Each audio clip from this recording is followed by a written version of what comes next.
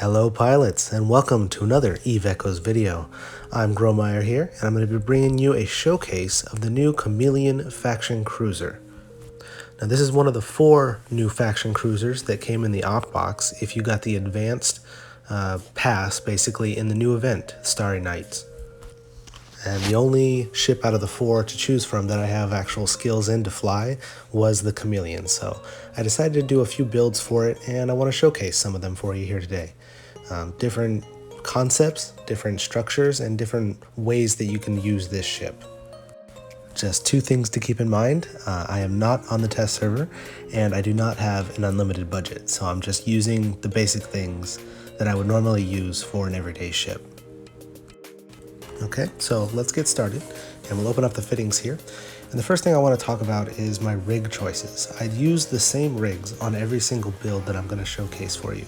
I have 5 builds, and all of them are going to include these. I got the Auxiliary Thruster 3 for a boost of speed, because everybody likes to have a little bit of extra speed. I have the Dynamic Fuel Valve, because I'm probably always going to have my prop mod on. With a missile ship, with a drone ship, you're going to always want to be moving. And I also fit in the Auxiliary Power Grid 3 because I'm trying to overfit my modules. I'm trying to get large modules on a medium-sized ship, so I'm going to need that extra power grid. Over on the combat side, I like to plug my shield ships with the anti-EM screen 3. This is just to fill in some of that EM resistance that's usually around 20% if you don't put any rigs in it, and it just gives you a nice well-rounded resistance for your defense. Then I threw in the drone firepower and the drone speed augmenter 3s. You can go with 2 drone speed augmenter 3s if you want to spend the extra money, but I was not trying to min-max this, so I was just trying to work on a budget. I threw in 1 speed and 1 firepower. And again, all of these rigs are going to be suggestions. This is just what I did to kind of be well balanced so that I could throw a lot of different modules at this ship and try out different aspects of it. You can go with more offense on the combat side. You can go with more capacitor rigging on the engineering side. Get rid of that power grid 3 if you don't feel like you need it, etc. So this is just a personal preference, and it's what I use, and I wanted to showcase that. Alright, so starting with my long-range PvE build, I have the C-type medium missile launchers. Now, these only have a range of 35 kilometers, so we're going to come back to that, and I'm going to show you why that kind of doesn't go with the flow of this ship and what I wanted to make it do, but just keep in mind, those are in your 4 high slots there. Moving on to the mid slots, I have a target painter to kind of make those small ships a little bit larger in source radius so that you can hit them better with your missiles from a distance. It won't make much of a difference, but I couldn't think of anything else to put in that slot. I have 2 webs to also slow down the small ships that might get on top of you. Anything that's warping around you too fast, you want to make sure you deal with before it locks you down. Moving on to the lows, you'll see I have a C-type medium afterburner. This is just for consistent speed. You're going to be at a distance and you're always going to want to have this running, so I went with a little bit lower quality on the size for the medium, and you can see all the extra power grid I have room for. I was trying, you can fit a medium micro warp drive instead with a little bit of extra power grid. It'll cut down on your overall capacitor, but it will give you a little bit of extra speed if you want to pick up loot at the end of an encounter or end of an anomaly a little faster. I tried different things. I tried fitting the test large micro warp drive just to see if I could get that on there for just amazing speed, but it's just a little bit too much power grid intensive, and I didn't want to compromise any of my engineering slots for extra power grid to try and just sneak that large micro warp drive in. But I do have a build later I'm going to show you that has a large afterburner on it, so we'll get to that later. Go ahead and scroll down here and put our medium afterburner back on. I like the afterburner because it's just consistent. You don't have to worry about the extra capacitor that the micro warp drive is going to take away from your ship. And you see it gives us about a 3.5 minute length on this if we're running our shields. Ideally, if you're at range when you're PvEing, you won't have to run your shields as often, so you actually get more out of that. I do have 2 offensive modules on there for more DPS, and you can take one off, throw a battery in if you want a little bit of extra capacitor in certain situations. If you are worried about running out, it will lower your DPS just a little bit, but it's not going to make that much of a difference, and it might just be better to play it safe. If we take a look at our drones here, you can see that we actually have a 77-kilometer range, control range on these.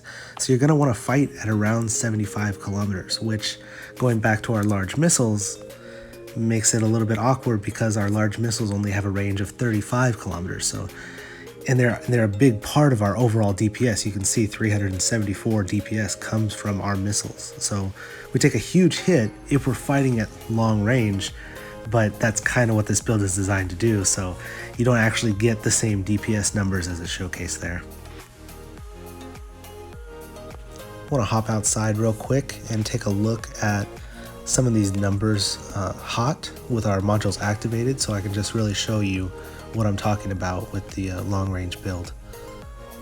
It takes forever to organize these things. I hate it every time I have to organize it. Over here, over here, over there, over there. Okay, I'm ready. Are you ready? I'm ready. Now I'm ready. Okay. All right, make sure we turn off our engines because I don't want to be floating out in space with this expensive toy here. And we're going to activate all of our mods, our speed mod and our defense mod, and we're going to check this out. So it looks like we got about 1045 meters per second on the speed, which is pretty good. It's a bulky ship. It's going to be slower on the slower side, but you're going to have this always on and always orbiting your target without taking any DPS hits with that. You can see our DPS shoots up to 53,823 with some solid resistances. Looks like we had about 80% resistances across the board on that one. Okay, activating our DPS module, you can see we jump up to 941. Only 567 of that is drone damage though. And since you're going to be fighting at around 75 kilometers, that's your actual DPS, about 570 DPS while hot, because the missiles won't count. This is the first build that I did for this ship because I was thinking, oh, sniper ship, I should be at long range, and the drones are 77 control range, I should be fighting at a distance, but it just doesn't really work out. And I just wanted to showcase real quick that I am running the drone implant standard and the drone damage amplifier chip level 5, the GU chip level 5, and the afterburner chip level 3. So that kind of boosts my stats up a little bit and might be a little bit different than what you are going to run. You can switch these GU chips out for your own personal preference, but you definitely need the passive skill here for your drones. You're going to need that drone speed to be able to take on the smaller enemies and to get to and from your enemies quicker. So if you're going to run this ship, I would highly suggest using that implant if you can. Okay, hopping back into the Citadel here, we're going to try our next fit. Open it up here, open our list, and which one do I want to choose? Let's showcase the other PvE fit. Let's showcase the torpedo fit that I did. This one I actually was a little happy with myself about this one. It came together better than I thought it would. You can see up in the high slots, we're running short-range torpedoes instead. So this has a different mindset to it already. But because of the short range, we're also able to use a large Nosferatu, which is going to be good around 20 kilometers or less. And that is going to enable us to be cap stable. So we don't have to worry about our capacitor at all while we're fighting the enemies here, which is really good if you're going to be running your shield and your afterburner at all times. You can see our torpedoes, they only have a range of about 11 kilometers. So we're definitely going to want to be right up on top of these enemies. And because you're going to be right up on top of them, it's always good to throw a web in the mid slots as well. Okay, looking at the lows here, I just want to show that I have a medium C-type afterburner, which is, as you can see, the power grid, about as close as you're going to get to speed. I went with 2 red and 1 yellow on the defense just to kind of balance things out, and then a medium shield booster, C-type as well. We're barely just underneath our power grid. Everything fits nice and tight. We got a stable capacitor. This is probably my favorite build, and you can even swap out the scrambler for a secondary web if you feel like you're having a little bit more trouble with the smaller ships with their speed. This is probably better idea to do in PvE anyway. I don't think you're really going to need a scram for PvP. Sorry, you're not going to really need a scrambler for PvE. Some people like to run it just in case, but 2 webs is going to be the most optimal if you're going to go out there and try and fight things. And actually, I'm so happy with this. Let's go have some fun. Let's go test this out on some level 10 anomalies and see what we can do, kind of showcase the defensive power of it. Bear with me while I reorganize all my modules again.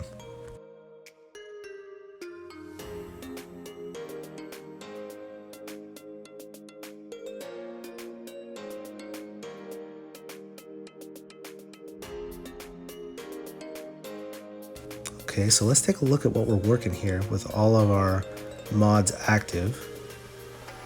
And you can see we're still cap stable. We got a passive defense, 79,000. Our resists are all around 83%, 82% on the EM resist, but very solid, 79,000 overall. Very beefy, great for being up close and personal with your enemies here for PvE. And you could probably sacrifice some of the defense for more offensive power, but I like to start off highly defensive and then work my way backwards, depending on what I can handle, just to play it safe. Okay, so we'll go ahead and try a small anomaly out here, level 10 small, and just want to quickly showcase how this handles the content at that level. Make sure we set our orbit for around 5 kilometers is pretty good. We want to stay nice up and close and personal, but we're gonna have our afterburner running the whole time, so we don't want to have it at like around 10 or 12, because then every once in a while it's going to orbit too wide and we'll lose track of our web of fires. So we'll set it for about 5 and go from there. It should work out pretty well.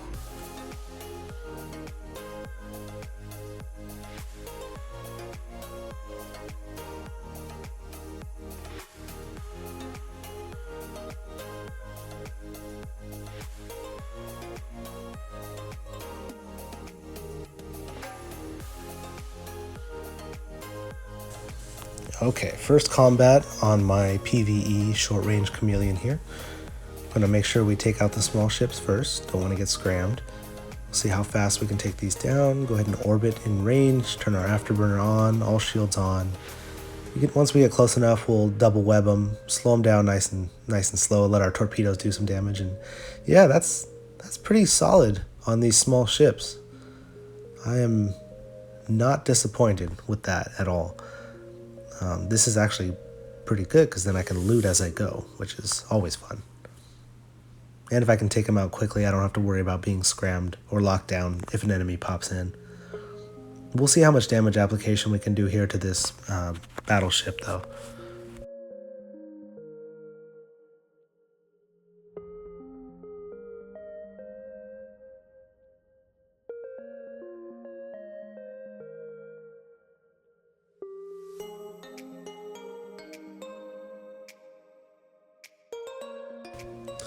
Well, I'm not taking any damage, so that's great. Not worried about that, but this is taking forever and a day, so I'm not seeing this as an offensive kind of ratting machine type ship. Maybe something else can work out better for this. Oh, and hey, we have a neutral in our space, so let's warp back to the station as fast as humanly possible because I do not want to be server first Chameleon kill for our friend here. Yeah, let's try something else. Alright, let's get back into our other fittings here.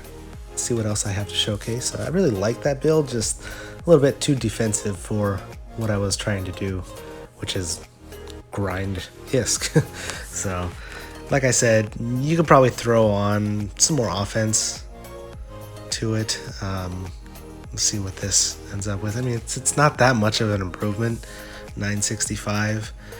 We could throw a missile one on there. Oh, that's fun. That's over 1,000. You know, that's over 1,000 DPS. That looks nice. I'd have to go back out there and test the survivability of it, but still cap stable, still afterburner, still up close. So it could work. I could see that. I might have to test that out later and see if that does a little bit better. Notice the split though. I actually am getting more damage out of my missiles now than I am my drones. Okay, let's try something else. Okay, let's move on to something I did just for funsies, just to see if I could make it happen. I imagine this is more of like a group PvP kind of build. I managed to fit a large afterburner on it, C-type afterburner, which was pretty impressive. And we have a little bit more defensive build, a little bit more range, mostly using the drones, but with the missiles there to support. Capacitor is only going to last about 1 minute and 57 seconds with this build though, because of the large afterburner and the medium C-type shield. So it's definitely better going to be in group play when you're going to have those group capacitor bonuses going. Yeah, it's just going to be better for a group. You're not going to be able to rat with this. I think PvPing with this is not going to be great. It might help a little bit if you're solo PvPing, but I think it's just not enough capacitor to handle it. Again, we run into the problem where the missiles are going to be 35 kilometers and the drones are 77. So what range do we fight at, right? Do we want to be far away with our large afterburner orbiting at a distance, or do we want to be up close? It's kind of hard to decide, so to speak. But you know what, for fun, let's hop outside. Let's see how fast this large afterburner can go.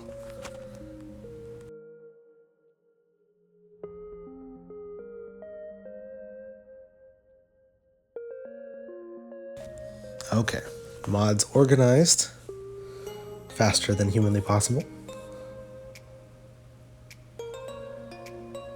Turn on our defense and our prop, and let's take a look at our new stats. Nice, 2072 speed. Get out of here, Facebook, I don't need you. 2072 speed, which is pretty good considering it's coming from an afterburner. But still, you can see our capacitor, it'll only last us about 1 minute and 57 seconds. Our defense is pretty strong. We got almost 75,000 extended. We put on our DCU here. We can see that jumps up to over 200,000. Oh yeah, that looks fun. It's only going to last 13 seconds, but look at that. Nobody's going to really hurt you very much for those 13 seconds. That's why I kind of say this is more of a group PvP build. If somebody starts to focus fire you, you can pop that DCU, get some Logi support, maybe get back inside your Guardian bubble or something. But I mean, that's why I have the DCU on there. But it's still kind of fun to be able to run 2,000 kilometers per second or meters per second and keep up with the rest of the fleet with an afterburner. It's just you're really going to need that group capacitor support. Maybe if I threw a group capacitor in the mid slots instead of something, I don't know, tracking disruptor might be useful, might not, I don't know, but something to play with. But that's all I can really see this build working out for is some group PvP. It's cool though. It's cool to see those numbers. I'll give it that. All right, let's head back inside.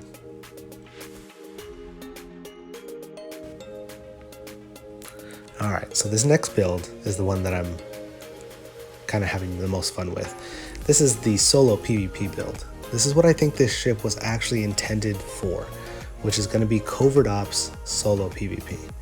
Very similar to the Arbitrator in build, the way that I build my Arbitrator, but a little bit tankier, a little bit more offense. So we'll check this out here. Okay, so right away you'll notice that this is the only build I have the Covert Ops cloak on. We've gone with the rapid missiles up top to be prepared for any size ship that we happen to come across. Frigates, destroyers, nobody flies a destroyer. Cruisers, battle cruisers, maybe, we'll see. But I do have the large Nosferatu in here. That's to help out our capacitor.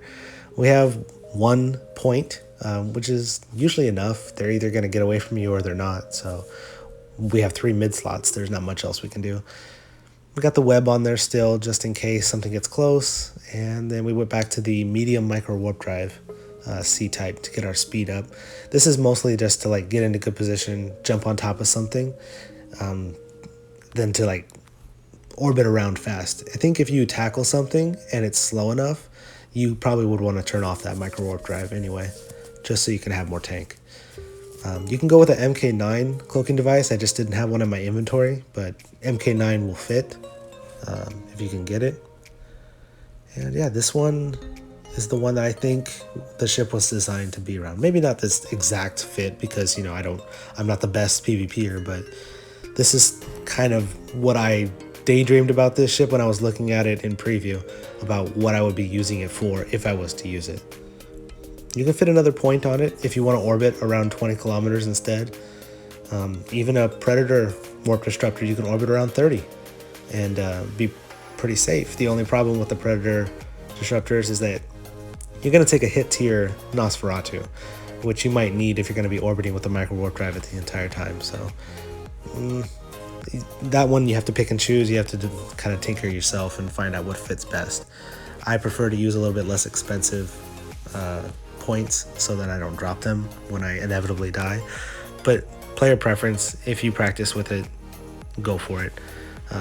I always like to have a web just in case. It's just good, nice, balanced PvP. And I think this is what I named the fit in my fitting save, was balanced PvP. Okay, one last fit. I promise, one last fit. This is just me tinkering around, and I had to check it out. How tanky can I make this thing? How high can I get those numbers on my limited budget with the mods that I have in my inventory? And this is what I came up with, which I was pretty impressed with. I got the large shield extender on this with some good resist, with the DCU, with the afterburner. This is just basically tank. This is just to sit there and take damage. I can't think of a situation in which I would do it, but I wanted to see how high I could get the numbers. And the cool thing about the large shield extender is that this is cap stable, technically. So you can fight forever, I guess that's what it means. Probably not, but I like to see stable over there. Let's take this outside and see what it looks like with all of our mods active. Okay, let's check this out. You know what? I'm not even gonna move the mods. I'm not. Okay, maybe I am. I can't help it. Sorry. Over here. All right, turn it all on. Turn it on. 111, 465 with some decent resist. I mean, over 80% is always nice. And 111,000 extended HP without the DCU active. This thing is beefy. This has 20,000 shield points, but tons of resist. The largest shield extender is not going to affect the overall extended EHP.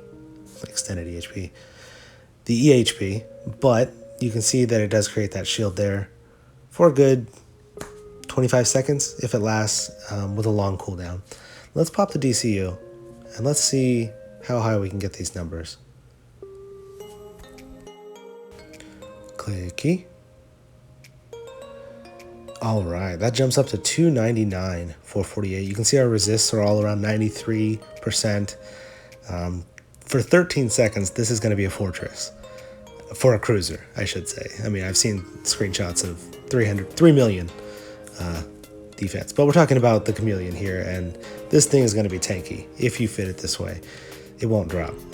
Again, I see this more of a group scenario, not necessarily solo, because while your capacitor is stable, once that a larger shield extender is on cooldown, you're going to take a ton of damage. And you're also not going to be able to dish out enough damage probably to kill something before it gets back to you. So another group scenario setting, but fun to see those numbers. A big question I've been getting is, what does sniper mode on this ship do? Because as you've seen on all my other builds, I haven't clicked that button once. It does have a sniper mode, and you can see all of these improvements listed to your stats, which mean nothing unless you look at the bottom two. The bottom two are going to be weapon cooldown, which is going to double the slowness of your weapons firing, and your ship velocity, which is going to basically make you a sitting duck. So you would think, looking at this saying sniper mode and all of these damage buffs listed there, that your damage is going to go up, right? Well, I put on my damage mods, and you can see once I activate everything. First off, let's get some speed up so I can show you the speed decrease. Without an afterburner or a prop mod, we're going around 330 speed. Okay, sniper mode on, all those stats go up, a couple of those stats go down. Our speed immediately drops. We're going about 33 meters per second. Our DPS drops. Oh, that was so sad to see. When our DPS goes from 990 to 618, even though our missiles are going 76 on our range, you're not going to kill anything when your DPS drops, when you're firing slower. I feel like, and this is just my own personal opinion, sniper mode is one of the biggest letdowns for me on this ship. It has the covert ops. That's neat. You can use that. It has sniper mode. I don't know what this usefulness of sniper mode is to do. The drones, their range actually bumps up over 100 kilometers, but their DPS goes down. So what exactly am I doing with this sniper mode out there at 76 kilometers doing only 600 DPS? And my missiles technically can't even hit anything unless I'm at 77. That's my one complaint about this ship, is why does it have sniper mode on it? What is the usefulness for it? I can see it on a ship like say they put it on a Naga. High, large railguns. You warp in at 120, switch on sniper mode, one-shot something. I totally get that. But with this ship, this relies on consistent overall DPS and tankiness. It just feels like they threw it on there for fun. I don't know. It's useless. That's my one rant about this. And I usually don't rant, and I am excited to fly this ship, but sniper mode? Why? Someone explain that to me. Write that in the comments. Help me out, because I want to learn. I like learning. I don't know. I don't get it. All right, this is a little extra bonus that I got. One of my court members was nice enough to give me a few duels to test out the PvP fit that I showcased earlier in this video. And he threw 3 ships at me. We're going to start with the small one, which is a Celestis 2 Covert Ops. And as you can see, my micro warp drive immediately catches up to him. I'm going to fight in my optimal range because I have the large Nosferatu. I'm going to be around 20 kilometers. I should be a little bit closer because my missile range they're the rapid missiles. They're only going about 20 kilometers and he's out there at around 21. So I kind of readjust a little bit, get a little bit closer. And you can see I just take him down to whole. I mean, it's like fighting a child. It's like an NBA player playing basketball against a 3-year-old. It's not even a competition. So against another basic cruiser, like a T6, T7 cruiser, there's no competition whatsoever. So let's fight something bigger. Our good old buddy Fennecite here has brought out a Harbinger prototype. We're going to see how our defense stacks up against his offense. I don't think he has his laser implant activated just for the purposes of testing, so that could be something else that would be tested later on, but we're going to see how this goes and kind of see how he holds up. This is a battle cruiser size ship against my new faction cruiser. Okay, I want to get in to our optimal range here. Underneath 20 kilometers, throw on our large Nosferatu, throw on our disruptor, just to test out the capacitor. I only put on the disruptor because I wanted to see how our capacitor does. I don't necessarily need the web because he's a larger ship. My missile should be doing good enough application to damage. And you can see he's chunking our shield a little bit better. I should say a lot better than the last ship, but we're still outpacing him for damage. So I don't know what his actual DPS numbers were or his actual EHP, but you can see we're well outpacing him. And if we were to take this fight all the way till death, I definitely would have taken this victory. I think we go down to hull and then we just stop though, because we don't need to have any unnecessary insurance losses.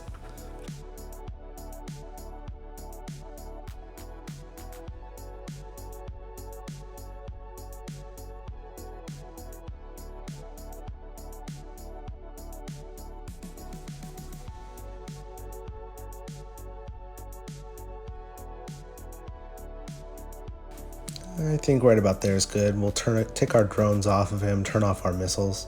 Don't forget to take those drones off, kid. That's a rookie mistake. I've made that many times. You'll get your friendship blown up and you'll feel really awful. All right, so yeah, no, easy win in my opinion. Let's try something bigger. Fennecite's going to bring out his Apocalypse Striker. We're going up to battleship size here. One-on-one duel. And one thing that I know about the Apocalypse Striker from experience is they can't hit anything close. Usually. So my goal is to get in close to him as fast as possible. Micro warp drive will help with that. And we're just going to try and hold that 1-2 kilometer range to where he can't hit us, but our missiles are doing full application and our drones are doing full application. This will kind of take some pressure off of our capacitor, take some pressure off of our shield, and allow us to kind of wear him down over time and make him helpless. So I'm going to warp in here. Warp in, I say micro warp drive in. I'm going to get nice and tight. Hello, Fennekite. He's not going to like that, but that's fun for me. And we're just going to do a nice close orbit. You can see I'm already about halfway through his shields. Hasn't scratched mine too much yet. I turned off my marker warp drive here because I want to avoid the signature radius. And just stay nice and tight in him. I got him one web on him, large NOS on him. I'm not taking any damage because he can't hit me. The one thing I forgot though is that he has webs himself. So he's going to apply both webs that he has, 2 webs, and he's going to start to pull away from me. And I don't react to this quick enough here. So you'll see I start to take some pretty heavy damage. Turn my micro warp drive back on, try to get back up close to him. At this point it's a little bit too much range for me, and I don't know why I turned it back off there, but yeah, we're going to have to try and sneak back up on top of him because the range that he's fighting us at, even though it's probably not his optimal, it's way too far away for us to avoid the damage. So turn our micro warp drive back on, try and pull within that 10 kilometers. At least we still have him webbed here. And I mean, we're outpacing him, but since he's an armor tank, I think he's technically got the advantage. So we definitely need to get in close here. We'll see how this goes. And right there, you can just barely see it. He's got that yellow box, which means he doesn't have me locked and he's running out of capacitor. He's struggling. I have the large Nosferatu and he doesn't, so I'm going to wear him down over time. His mods are going to turn off.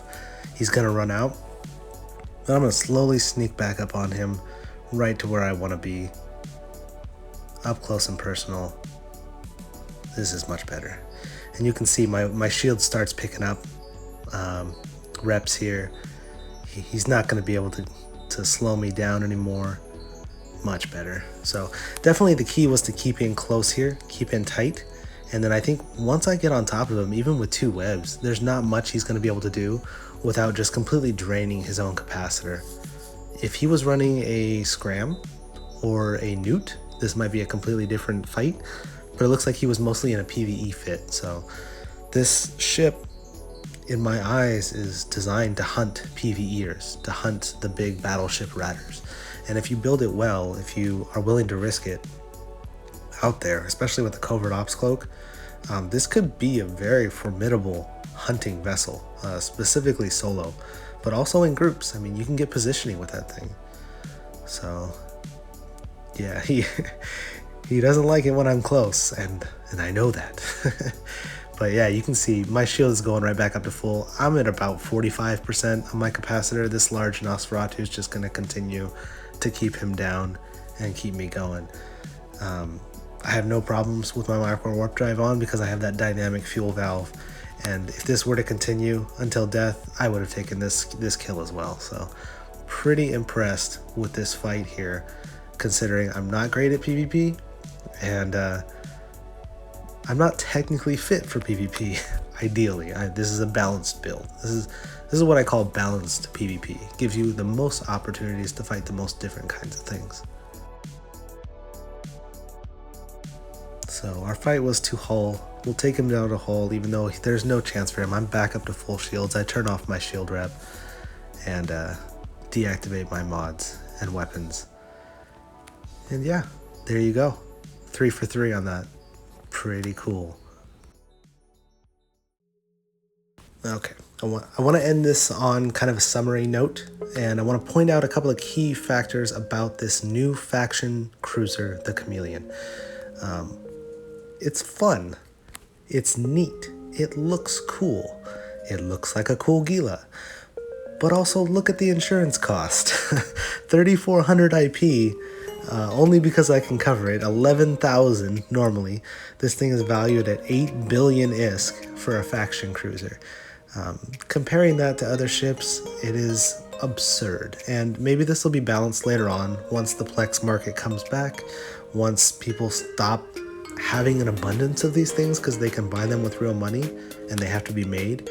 Maybe that'll balance down, but just wanted to kind of give you a short comparison on the insurance cost.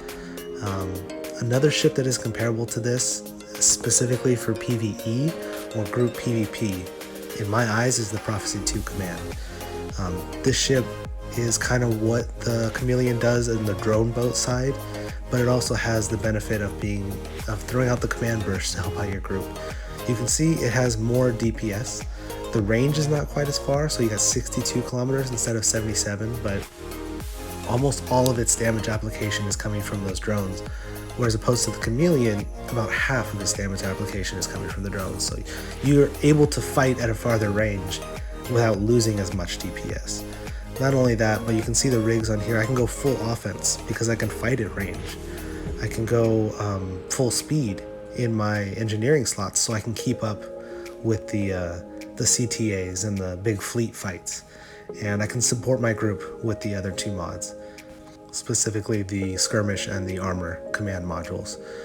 If you look at the insurance cost, it's like a sixth of the insurance cost to insure this ship. And it provides a lot more utility, provides a lot more PvE, more group PvP content, and it doesn't hurt you as much when you lose it. So this would be the comparison I would put to it on that side. The other comparison that a lot of people are making is the Arbitrator. I don't have an Arbitrator 3, but I can show you an Arbitrator 2, which is very similar, but with a little bit lower stats. You can even see the DPS is 485 out of the drones, with only 4 drones. About the same range.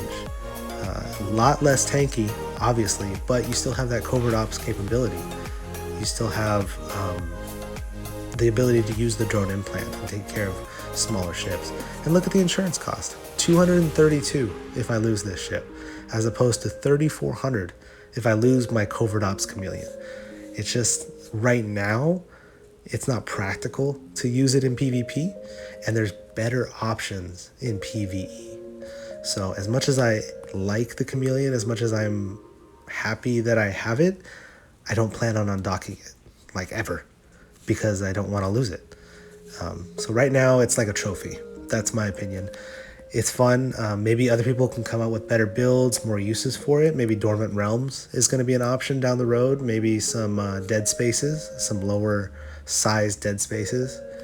The Grav 3 wave graphs can be useful for it, but overall, I just don't think the risk reward is very practical for this ship.